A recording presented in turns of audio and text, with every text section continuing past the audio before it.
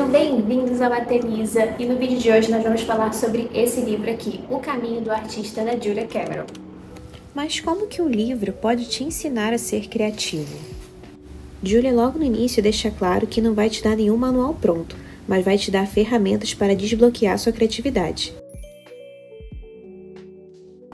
Ele não é um livro que você vai ler de forma corrida, é dividido em 12 capítulos que são para ser lidos uma vez por semana cada um, com um tema específico sobre como desbloquear sua criatividade, seguido de uma lista de exercícios para você praticar ao longo dos dias. Mostrando para vocês agora o interior do livro, logo quando você olha o sumário, você vai perceber que tem uma introdução com algumas instruções básicas e em seguida, ao invés de encontrar capítulos, você vai encontrar o tema da semana para ser trabalhado no seu desbloqueio criativo.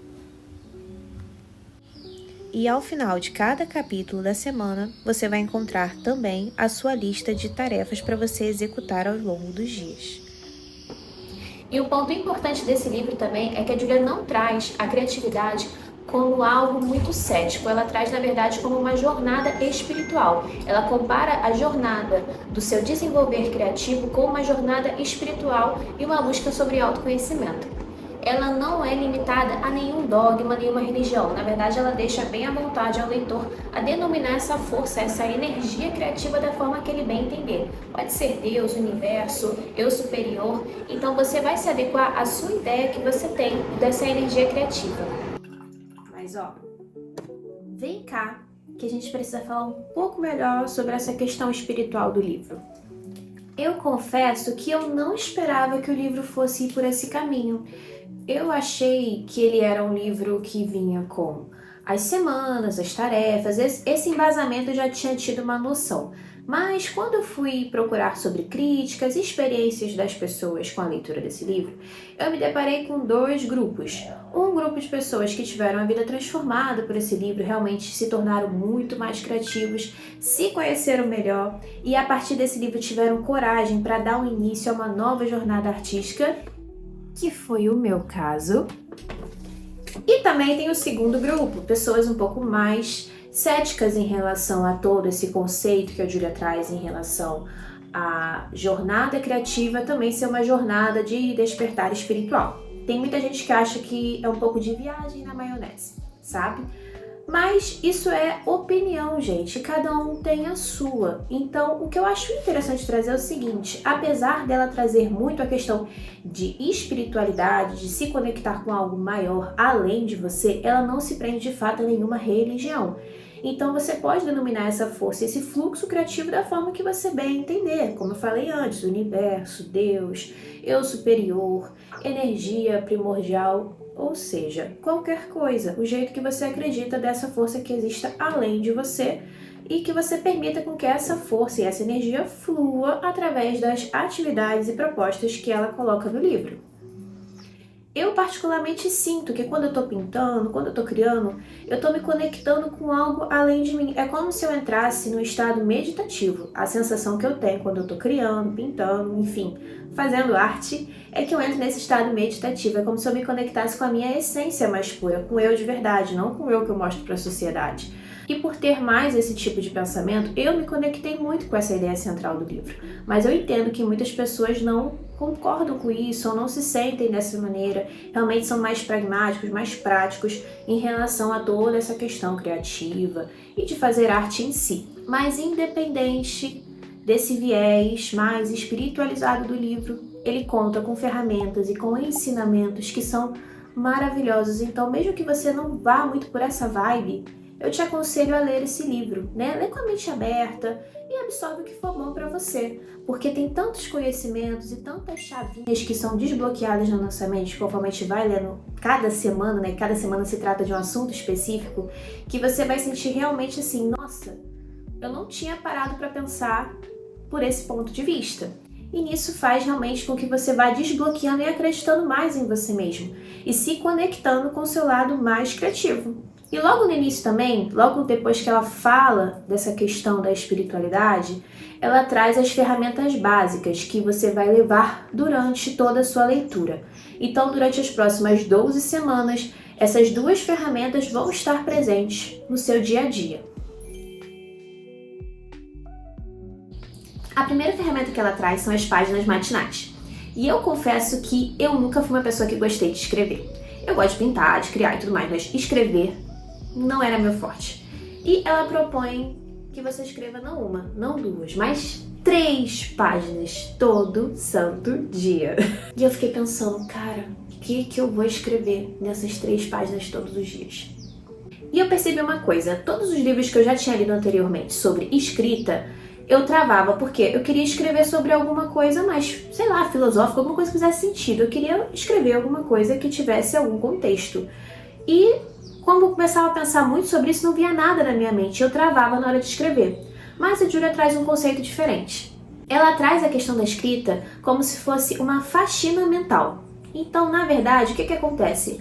A criatividade às vezes não consegue fluir na nossa vida e às vezes a gente não consegue nem entender o que está bloqueando nossa criatividade, porque são tantos pensamentos que são como se fossem lixinhos mentais, que ficam ali na nossa mente sempre dando voltas e voltas e voltas e não deixam espaço para que a criatividade flua. Então ela fala para você escrever sobre qualquer coisa, qualquer coisa. Se você tem que tirar o lixo, se você tem que ir no mercado, sei lá, se está nublado, e qualquer coisa, até se você não souber o que escrever, você escreve eu não sei o que escrever, não sei o que escrever, até completar as 3 páginas. Mas o importante é que você escreva as 3 páginas todos os dias. E algo muito interessante acontece. E eu confesso que eu não estava levando muita fé nessa questão da escrita, não. Achei que realmente era só para descarregar esses pensamentos e limpar minha mente.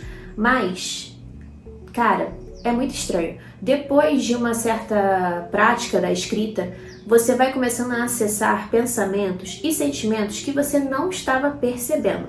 Então, depois que você descarrega geralmente a primeira página, só com essas bobeiras do dia a dia que a gente tem que fazer, obrigações e coisas que estão tumultuando a sua mente, você começa a se analisar. Você começa a, às vezes, escrever sobre o que você está sentindo, você escreve sobre algum problema, e aí você se pega, às vezes, repetindo 3, 4, 5 dias o mesmo problema nas páginas. Puxa, isso está me incomodando, não estou feliz com essa situação, queria mudar isso.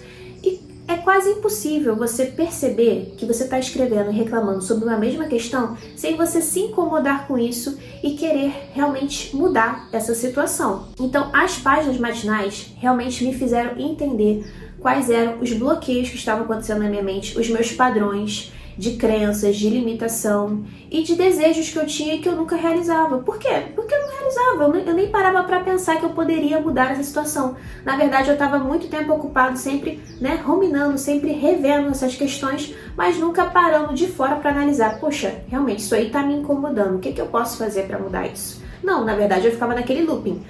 Vou reclamar sobre isso, no dia seguinte, vou reclamar sobre isso, mas nunca tomando uma atitude para mudar. E a escrita matinal faz realmente você mergulhar fundo dentro de você mesmo e entender o que está se passando na sua mente constantemente. E eu confesso para vocês, nas primeiras semanas, na semana 1, semana 2, foi bem desafiador conseguir escrever 3 páginas. Eu ficava assim, martelando na cabeça, realmente tentando jogar qualquer coisa para poder completar essa tarefa.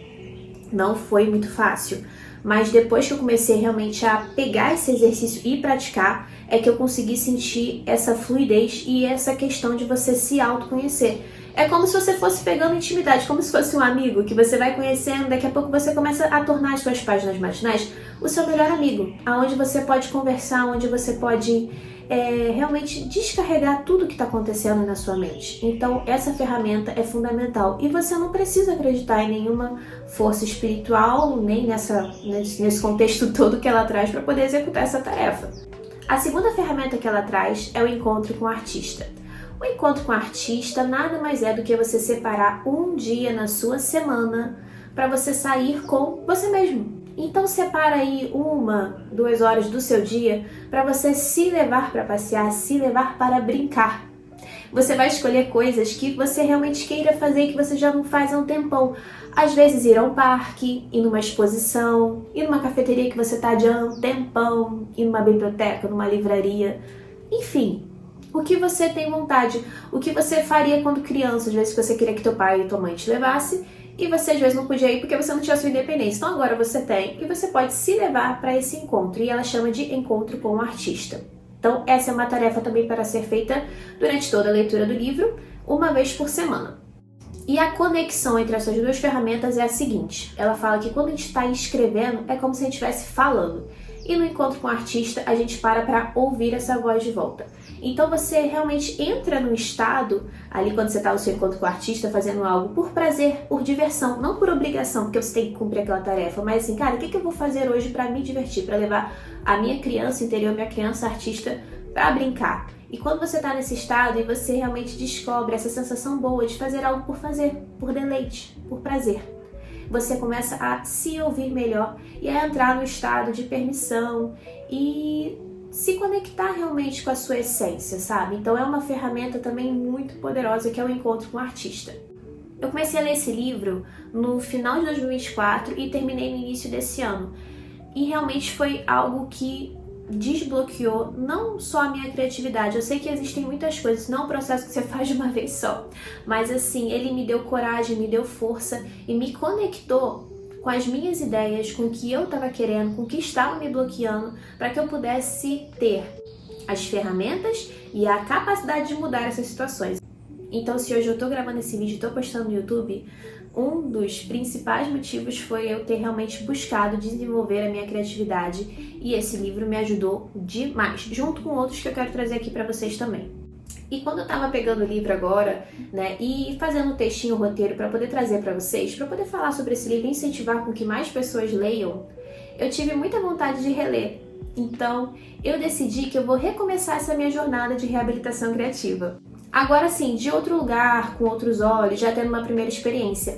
Mas eu quero documentar e trazer para vocês, semana a semana, como está sendo essa minha jornada de reabilitação criativa outra vez. E se você sente que você precisa se reconectar com esse teu lado mais artístico, você quer desenvolver a criatividade, se conhecer melhor, eu te convido a ler O Caminho do Artista junto comigo e embarcar nessa jornada. Então, bora embarcar nessa jornada artística? E eu te vejo agora no vlog da semana 1.